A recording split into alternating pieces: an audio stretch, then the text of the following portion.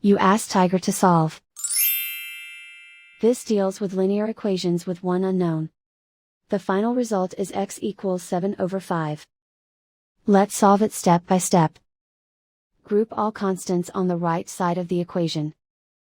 Subtract 70 from both sides. Group like terms.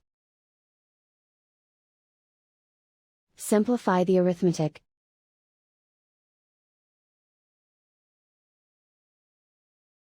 Isolate the x. Divide both sides by -50. Cancel out the negatives. Simplify the fraction.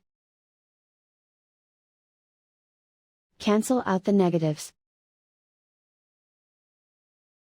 Find the greatest common factor of the numerator and denominator.